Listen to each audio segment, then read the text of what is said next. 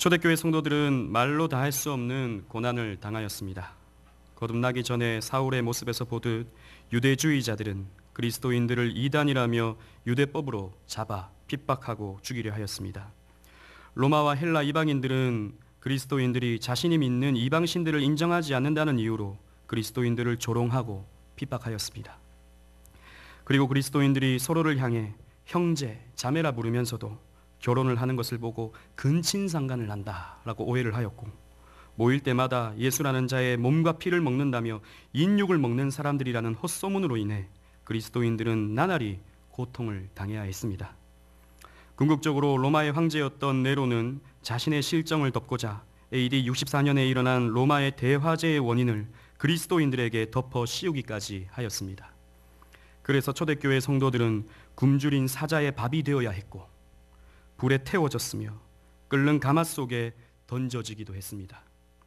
성도들은 사람들의 눈을 피해 깊은 굴을 파야 했고, 그 깊은 굴 속에 숨어 지내며 하루하루를 견디며 믿음을 지켜가고 있었습니다. 그런 신앙생활은 너무나도 고통스러웠습니다. 이런 환경 속에서 어떤 사람들은 내가 믿는 예수가 진정한 구주가 맞는가? 라는 의심에 빠지기도 했습니다. 진정 예수님이 하나님의 아들이시라면 이 예수님을 믿는 자신들을 이런 고통 속에 빠뜨리실 수가 없다는 생각을 하게 된 것입니다. 그래서 어떤 이들은 신앙을 포기하고 이전의 삶으로 혹은 유대교로 돌아가기도 했습니다. 그리스도를 믿는 이 신앙만 포기한다면 아무런 박해를 받지 않고 평범하게 살아갈 수가 있었기 때문입니다. 이런 상황 속에서 히브리서 기자는 당시의 디아스포라 유대인 성도들에게 이 서신을 썼습니다. 그래서 히브리서는 예수님이 구약에 예언된 참 메시아 그리고 참 대제사장이 되신다가 주제입니다. 그래서 히브리서는 당시 교회를 향해 지금 당신들이 믿는 그 예수님은 모세보다 또 여호수아보다 우월하시며 구약 성경에 예언된 진정한 메시아가 맞으니 의심하지 말고 믿음으로 인내하며 승리하라는 내용을 이 히브리서는 담고 있습니다. 오늘 본문의 내용도 이런 맥락에서 기록된 것입니다. 14절을 우리 다 같이 한번 읽어보도록 하겠습니다. 시작. 그러므로 우리에게 큰 대제사장이 계시니 승천하시니 곧 하나님의 아들 예수시라. 우리가 믿는 도리를 굳게 잡을지어다. 아멘. 대제사장은 이스라엘 백성들을 대신하여 지성소에 들어가 피의 제사를 하나님께 드리며 하나님을 대신해 이스라엘 백성들을 축복하는 직분이었습니다. 즉 하나님과 하나님 백성 사이를 중보하는 직분이었던 것입니다. 그런데 히브리서 기자는 그리스도께서 그냥 아론 같은, 그리고 아론의 후손 같은 일반적인 대제사장이 아니라 큰 대제사장이라고 말씀하고 계십니다. 그리스도께서는 여러 대제사장 중 한 분이 아니라, 혹은 여러 대제사장 중에 좀 더 우월한 대제사장이 아니라 구약에 예표된 대제사장의 본체, 대제사장의 실체가 바로 이분이다 라고 선포하고 있는 것입니다. 그저 위대한 일을 해낸 인간이 아니라 부활하사 승천하신 하나님의 아들로서 고난 중에서도 핍박 중에서도 죽음의 위협 속에서도 굳게 믿어야 할 성자 하나님이 바로 이분이시다 라고 강변하고 있는 것입니다. 그렇다면 그리스도께서 구체적으로 어떤 분이시기에 그런 고난 중에서도 굳게 믿어야 하는 분인지 오늘 본문은 우리에게 설명해 주고 있는데, 우리 함께 본문을 살펴봄을 통해서 은혜를 나누기를 원합니다. 첫째로, 그리스도께서는 우리의 연약함을 진심으로 동정하는 중보자이십니다. 우리 15절 말씀을 다 같이 읽겠습니다. 시작. 우리에게 있는 대제사장은 우리의 연약함을 동정하지 못하실 리가 아니요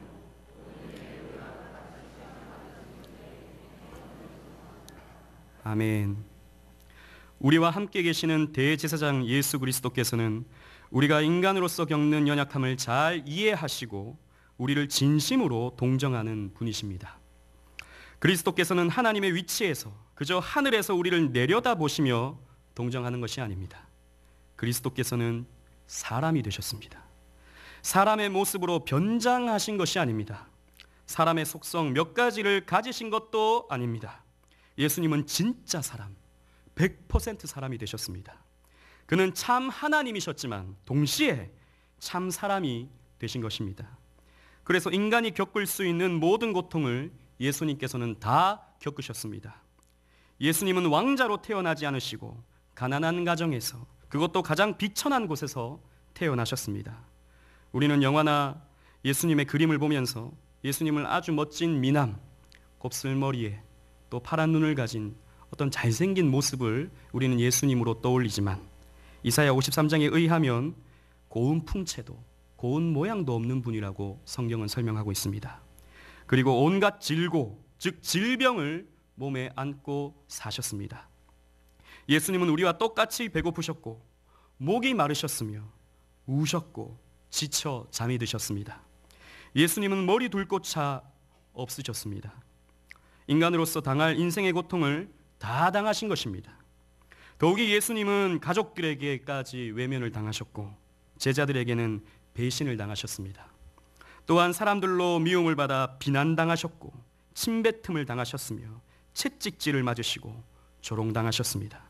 사람으로 당할 수 있는 최악의 형벌인 십자가형을 받으심으로 가장 비참한 인간의 모습으로 죽임을 당하셨습니다. 여기까지가 끝이 아닙니다. 예수님은 우리와 똑같이 시험까지 받으셨습니다. 우리는 시험 앞에서의 예수님의 고민을 상상하기가 힘이 듭니다. 예수님의 갈등도 생각하기가 어렵습니다. 시험 앞에서 고민하시고 갈등하시는 예수님의 모습은 왠지 신성모독처럼 느껴지기도 합니다. 그러나 분명한 것은 예수님은 시험 앞에서 고민하셨고 갈등하셨습니다. 인간이셨기 때문입니다. 공생애를 시작하시며 마귀에게 시험을 받으실 때 우리는 쉽게 말씀으로 이기셨다라고 생각하지만 예수님은 참 사람이셨기에 고민과 갈등을 느끼셨습니다. 하나님의 구속 계획을 하나하나 순종해 나가실 때 예수님은 많은 고민과 갈등을 하셨습니다. 그래서 마지막 겟세마네 동산에서 제자들에게 내가 고민하여 죽게 되었다라고 말씀하셨습니다. 그리고 성부 아버지께 고난의 잔을 할 만하시면 지나가게 해달라고 구하셨습니다. 예수님은 참 사람이셨기 때문입니다. 인간에게 고통이 찾아온 이유는 죄 때문입니다. 선악과를 따먹은 아담의 후손인 우리들은 이 죄의 유전에서부터 벗어날 수가 없고 그 죄를 태어날 때부터, 아니 어머니 뱃속에서부터 가지고 태어나기 때문에 모든 인간은 고통을 피할 수가 없습니다. 그러나 오늘 본문에서 밝히고 있듯 예수님은 죄가 없으십니다. 예수님은 일반적인 부모관계 속에서 태어나지 않으시고 성령으로 잉태되셨고 동정녀의 몸에서 태어나심으로 유전적인 죄를 피하셨습니다. 그래서 예수님은 죄가 없으십니다. 그런데 왜 예수님은 생애 속에서 고난을 당하셨겠습니까? 죄의 결과물인 죄의 저주로 나타나게 된 인생의 고통을 왜 죄 없으신 예수님께서 당하셔야만 하셨겠습니까? 여러 가지 이유가 있지만 오늘 본문이 주는 메시지는 이것입니다. 우리를 진심으로 동정하기 위해서입니다. 우리가 겪어야 할 인생의 질고를 예수님께서 똑같이, 아니 더 처절하게 짊어지심으로 우리를 온전히 이해하시고자 한 것입니다. 우리의 눈물, 우리의 아픔, 우리의 좌절, 우리의 고민과 갈등, 예수님께서도 다 겪으신 것이므로 진심으로 우리를 동정하실 수 있게 된 것입니다. 아프리카 선교사로 30년을 사역한 리빙스턴은 아프리카 원주민에게 복음을 전하고자 원주민들이 입는 옷을 입었고 원주민들이 먹는 음식을 먹었고 원주민들이 사는 집에서 함께 살며 복음을 전했습니다. 그렇게 그들의 삶에 들어가 진정한 마음을 나눌 수 있게 되었고 그들로부터 사랑을 받게 되었습니다. 사랑의 원자탄이라는 별명을 가진 손양원 목사님은 애양원에 있는 한센병자들을 돌보면서 그들을 늘 가까이 하셨습니다. 많은 사람들이 한센병이 옮을까 환자들을 멀리했지만 손양원 목사님은 그들과 함께 살았습니다. 심지어 그들의 피고름을 입으로 빨아내며 한센병 환자들을 불쌍히 여겼습니다. 그렇게 했을 때 그 한센병 환자들의 진심을 얻을 수 있었습니다. 리빙스턴이나 손양원 목사님의 이런 낮아짐과 헌신은 아프리카 원주민들과 한센병 환자들의 마음을 열기에 충분했습니다. 그러나 리빙스턴이 아프리카 사람이 될 수는 없었습니다. 그의 피부는 여전히 희였고 그의 피는 여전히 스코틀랜드의 피가 흐르고 있었습니다. 손양원 목사님도 한센병 환자들과 함께 했지만 한센병에 걸리지는 않았습니다. 그러나 예수님은 친히 사람이 되셨습니다. 하늘의 하나님이 진짜 사람이 되신 것입니다. 창조주가 피조물이 되신 것입니다. 그리고 자발적으로 고통과 눈물과 죽음의 삶을 사셨습니다. 저와 여러분들의 아픔과 눈물을 함께 나누시고자 진심으로 우리의 고통을 이해하시며 함께 아파하시고자 고통의 사람이 되신 것입니다. 아파본 사람이 아픈 사람의 마음을 압니다. 배신을 당해본 사람이 배신을 당해본 사람의 마음을 압니다. 망해본 사람이 망해본 사람의 마음을 이해할 수 있습니다. 죄 없으신 예수님은 친히 자발적으로 고통의 삶을 사심으로 우리의 마음을 진심으로 동정하시는 것입니다. 여러분들의 삶에 힘겨움이 있습니까? 예수 믿는 것 때문에 가족들에게 핍박을 받고 계십니까? 물질 문제, 건강 문제, 자녀 문제, 여러 인간관계의 문제들로 아파하고 힘들어하고 계십니까? 예수님은 힘든 여러분들의 마음을 모르시지 않으십니다. 여러분들의 마음을 너무나도 잘 아십니다. 연약하여 시험 앞에서 당당히 이겨내지도 못하고 여전히 고민하고 갈등하는 여러분들의 마음을 너무나도 잘 이해하고 계십니다. 예수님은 여러분들의 속도 모르고 저 멀리에서 순종만을 강요하시는 냉혈한 분이 결코 아니십니다. 우리와 함께 눈물을 흘리시는 분이십니다. 우리의 연약도, 우리의 부족함까지도 이해하시는 분이십니다. 우리를 진심으로 동정하시는 우리의 중보자 예수 그리스도께 힘든 여러분들의 마음을 내어 놓으십시오. 참 사람이자 전지전능하신 하나님 예수 그리스도께 모든 것을 의지하십시오. 그렇게 함으로 아픔 속에서도 넉넉한 위로를 얻으시는 경양의 모든 성도님들이 되시기를 바랍니다. 둘째로, 그리스도께서는 우리를 은혜의 보좌 앞으로 이끌어 주시는 중보자이십니다. 우리 16절 말씀을 다 같이 읽겠습니다. 시작. 그러므로 우리는 긍휼하심을 받고 때를 따라 아멘. 우리는 그리스도의 중보 사역으로 긍휼하심을 얻습니다. 여기에서의 긍휼에 해당하는 헬라어 엘리오스는 히브리어 헤세드에 해당하는 하나님의 자비, 하나님의 자비적 사랑을 의미하는 단어입니다. 우리는 그리스도의 중보 사역으로 하나님께 따뜻한 사랑과 자비를 받아 누리게 됩니다.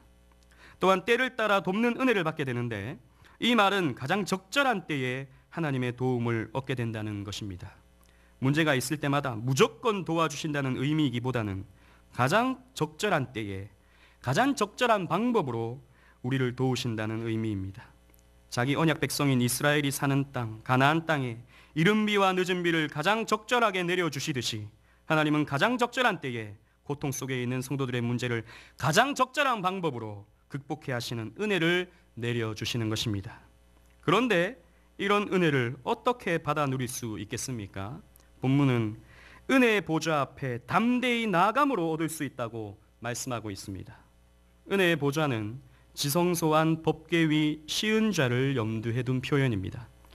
법궤 위의 뚜껑, 즉 십계명 돌판을 덮는 법궤의 뚜껑을 속죄소 혹은 시은좌라고 하는데, 이 시은자의 뜻이 은혜가 베풀어지는 보좌입니다.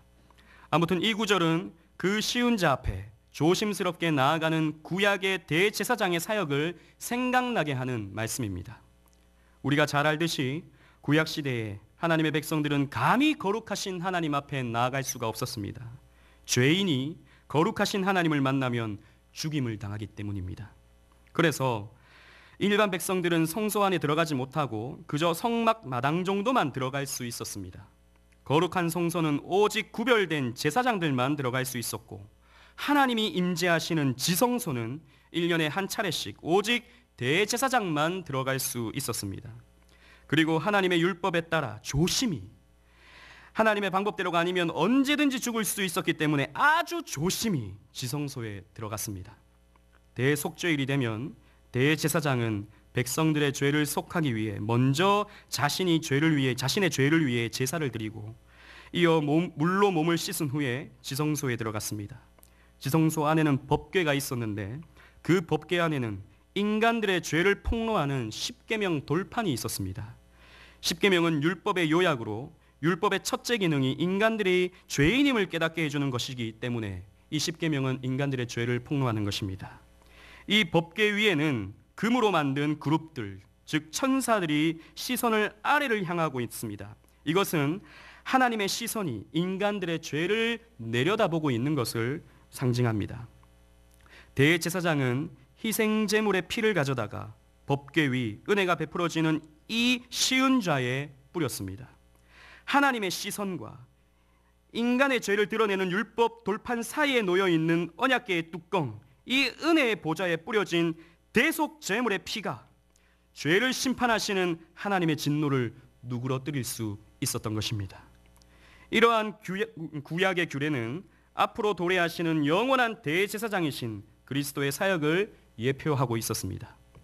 구약의 제사는 앞으로 완성하시는 그리스도 대속 사역의 그림자였던 것입니다. 우리는 큰 대제사장이신 그리스도의 십자가에서 흘리신 피로 말미암아, 완전한 제사를 올려드리신 그리스도의 피로 말미암아 우리는 그 피에 참여할 수 있게 되었고 하나님의 진노로부터 벗어날 수 있게 된 것입니다. 구약의 대제사장은 불완전한 인간이었고 죄인이었기 때문에 매번 반복해서 제사를 올려드려야 했습니다. 그러나 죄 없으신 그리스도, 하나님이신 그리스도께서 하나님의 공의를 완전하게 만족시키시는 제사를 올려드렸기 때문에 이제는 더 이상 희생 제사를 드리지 않게 되었습니다. 그래서 구약의 모든 의식과 제사 규례가 그리스도의 십자가 대속으로 다 폐하여졌습니다. 실체가 드러났으므로 이제는 그림자가 더 이상 필요 없게 된 것입니다. 그래서 십자가에서 그리스도는 다 이루었다라고 모든 예언의 성취를 선포하셨으며 운명하실 때 성소의 휘장이 찢어졌습니다. 성소의 휘장은 성소와 지성소를 구분하는 두꺼운 막이었는데 이것이 위에서 아래로 찢어짐으로 그리스도의 속죄를 믿는 자는 누구든지 휘장을 지나 담대히 하나님의 보좌 앞으로 나아갈 수가 있게 된 것입니다.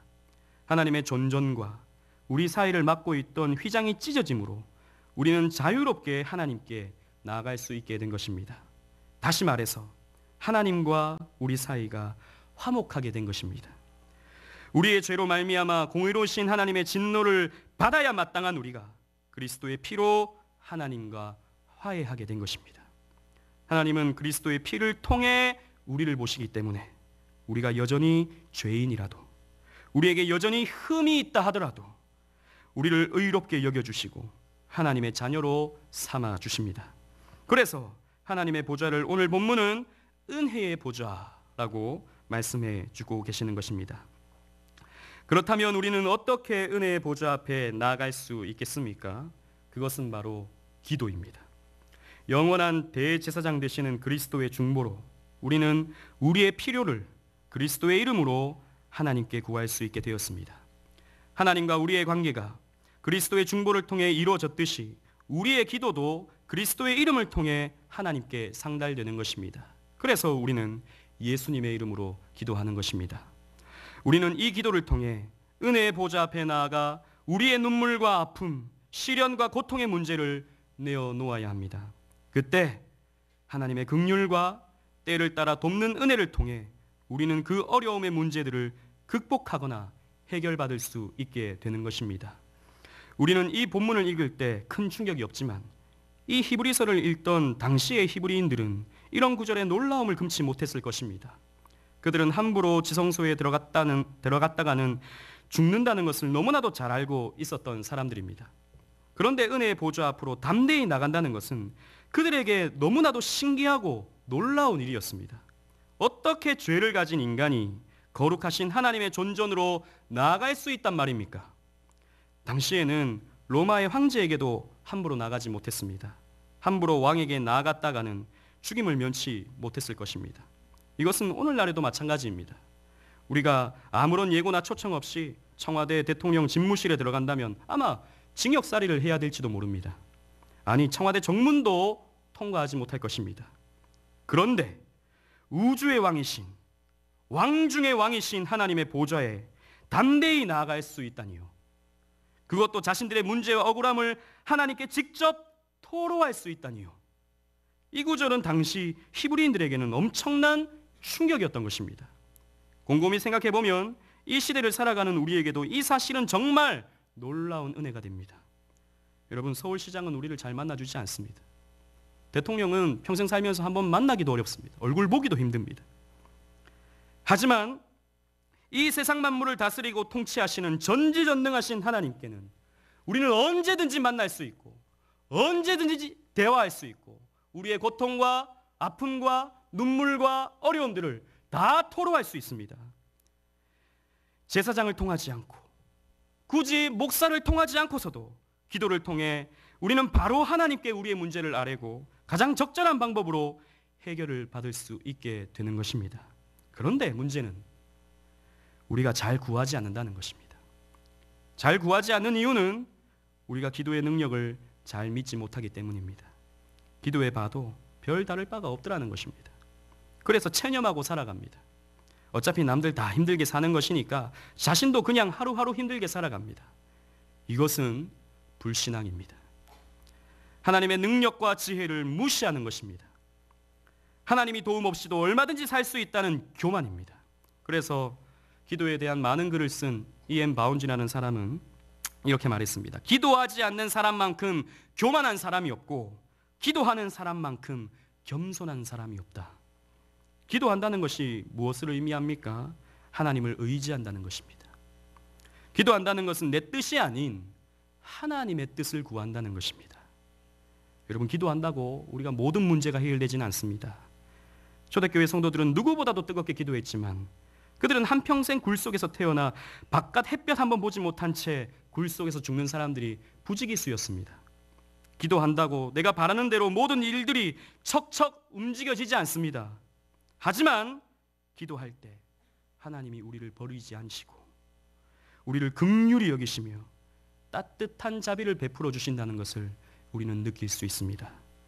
또한 때를 따라 돕는 은혜를 통해 내 뜻대로가 아닌 하나님의 뜻대로, 내 방법대로가 아닌 하나님의 방법대로, 나의 때가 아닌 하나님의 때에 가장 좋고 적절한 방법으로 역사하시는 하나님을 통해 오늘의 힘겨움, 오늘의 눈물 이겨낼 수가 있는 것입니다. 또 한편으로 기도하지 않는 이유는 지나치게 겸손하여 나는 하나님께 도움을 받을 자격이 없다고 생각하는 것입니다. 자신이 너무나도 많은 죄를 짓고 살아가기 때문에 또 온전히 순종하지 못하고 불충하는 삶을 살기 때문에 감히 하나님께 은혜를 구하거나 축복을 구하는 것은 면목이 없고 염치 없는 짓이라고 생각하는 것입니다. 이렇게 생각하는 사람들에게 스펄전 목사님은 본문을 설교하면서 이렇게 선포하였습니다. 잘 들어보십시오. 만일 그 보좌가 은혜의 보좌가 아니라면 여러분들에게, 성도 여러분들에게조차 저는 기도하라고 말할 수 없을 것입니다. 하물며 죄인인 여러분에게는 더 기도에 대해 말할 수 없을 것입니다. 그러나 지금 저는 여기에 있는 모든 죄인들에게 이 말을 하려고 합니다.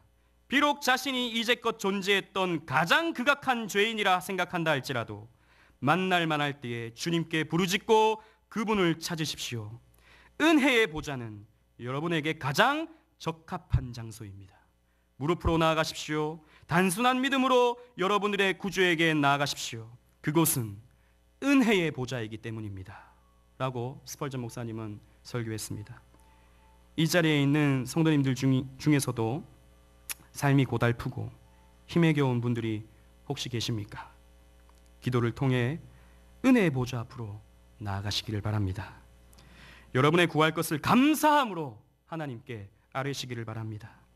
단순한 믿음으로 그 보좌 앞에 나아가십시오.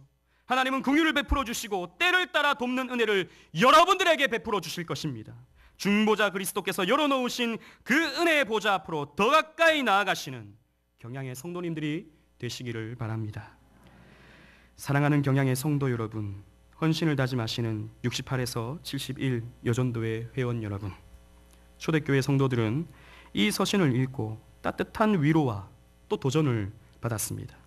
그리스도께서 자신의 고통을 누구보다도 진심으로 동정하고 계신다는 말을 들었을 때, 그 글을 읽게 되었을 때 그들은 말할 수 없는 위로를 받게 되었습니다. 그리고 그리스도의 중보로 자신들의 고통과 아픔을 은혜의 보좌 앞으로 나아가 하나님께 아뢰음을 통해 하나님의 오묘하신 뜻을 헤아릴 수 있게 되었습니다. 그래서 그들은 그 힘으로 자신의 믿는 도리를 굳게 잡을 수 있었고 믿음을 끝까지 지켜낼 수 있었습니다. 초대교회 성도들이 믿음을 지킨 결과 하나님의 때에 하나님의 방법으로 기독교는 AD 313년 밀라노 칙령을 통해 공인이 되고 결국 로마의 국교가 되어 로마가 차지한 온 땅에 교회가 세워지게 되었고 온 땅이 하나님의 이름을 자유로이 부를 수 있게 되었습니다. 우리의 인생도 결코 녹록하진 않습니다. 야곱과 같이 우리 인생도 험악한 세월의 연속입니다. 고라자손같이 우리의 인생이 눈물 골짜기를 지나는 것 같습니다. 가난과 질병, 고민과 갈등이 끊임없이 우리 뒤를 따라옵니다. 그래서 하나님을 믿는 나에게 어떻게 이런 일이 생기는가? 하나님 앞에서 충성한 나에게 어떻게 이렇게 안 좋은 일만 자꾸 생겨나는가? 이런 시험과 이런 의심과 이런 고민들이 우리를 늘 괴롭힙니다. 특히 세속화된 이 세상에서 믿음을 지키고 살아간다는 것이 너무나도 외로운 일이 되었고 답답한 일이 되고 말았습니다. 우리는 사방으로 우겨쌈을 당하는 것 같고 세상은 점점 교회를 조롱거리로 삼고 있는 것 같습니다. 교회를 향한 공격은 더 커지는 것 같고 그로 말미암아 우리는 더 위축되는 것 같이 느껴집니다. 그러나 바로 이때 우리의 큰 대제사장, 우리의 중보자 예수 그리스도를 우리는 바라보아야 합니다. 그리고 우리가 믿는 도리를 굳게 붙잡아야 합니다. 흔들림 없이, 타협 없이, 의심하지 말고 유일하신 중보자 예수 그리스도를 우리는 붙잡아야 합니다. 그렇게 할 때 우리는 우리를 동정하시는 예수 그리스도를 만날 수 있게 되는 것입니다.